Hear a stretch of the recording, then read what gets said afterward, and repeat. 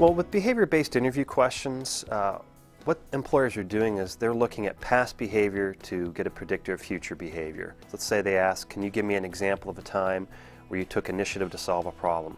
They want to hear a story about where you took initiative. And you need to organize that using the STAR technique, where you can talk about situation, task, action, and result. What I see a lot of students tend to do is they'll tell us a great story and forget the results. That's like watching a great movie and not seeing the ending of it.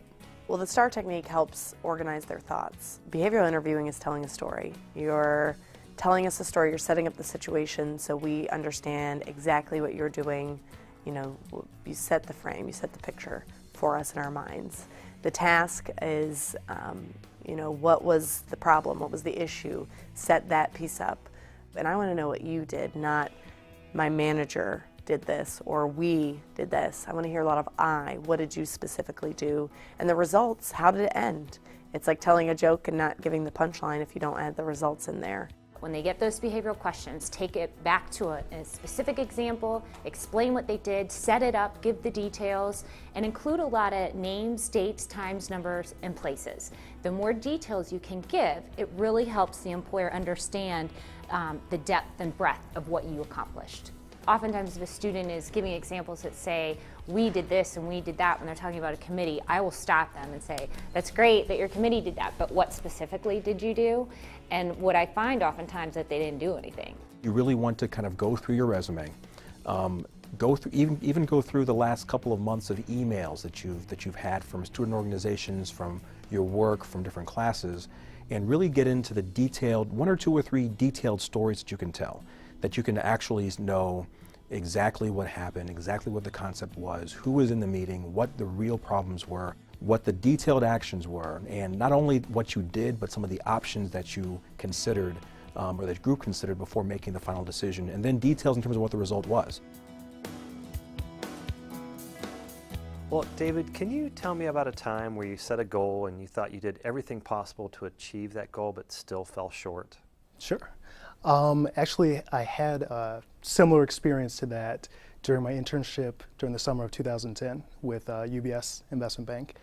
I was working in their global healthcare group, and really one of the first type of tasks that we had was working with one of our major clients on a merger model. So we were doing a pitch for them and coming up with a hypothetical merger situation.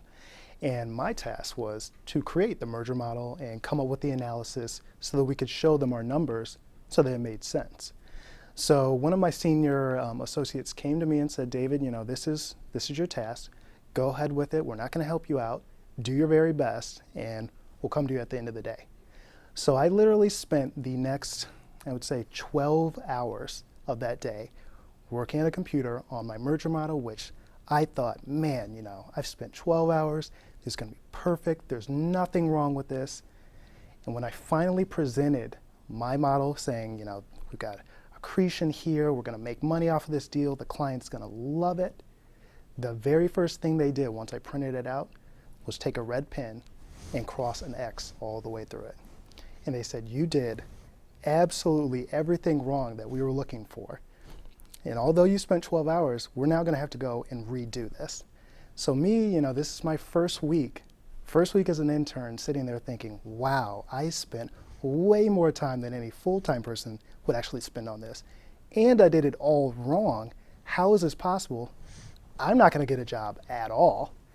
And now all my dreams of doing investment banking are ruined from this one engagement. And what I later realized was the fact that, you know, when you come in, and this is what they told me at the end of the summer once I finally received a full-time offer, when you come in, they understand you don't know everything. You know, you're not supposed to know every single thing about investment banking or your internship in general.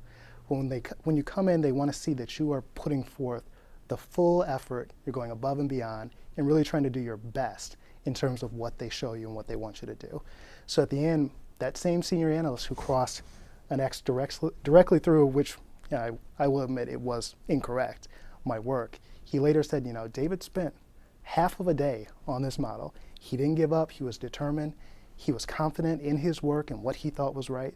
Even though it ended up being wrong, that same determination was what helped him to really be a perfect candidate for what we're looking for as a full-time analyst. So although I failed, and I definitely did fail, I did my best and I learned from that experience and ultimately got a return offer from UBS. First, the candidate provides information about his project for UBS and the amount of time and work he put into the project, which helps the interviewer gain a real understanding of his efforts and the value of the task. Next, the candidate structured his example using the STAR technique: situation, task, action, results.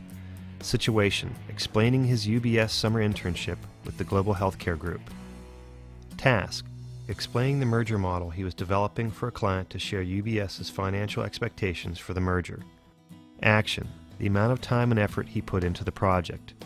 Results, the lessons learned from his mistakes and how he overcame these failures to receive an offer for full-time employment. Third, the interview candidate's story was focused on a specific project and experience rather than a story about how he generally overcomes failure. Finally, the candidate's story was specifically about his experience and not a shared story about a team's accomplishments.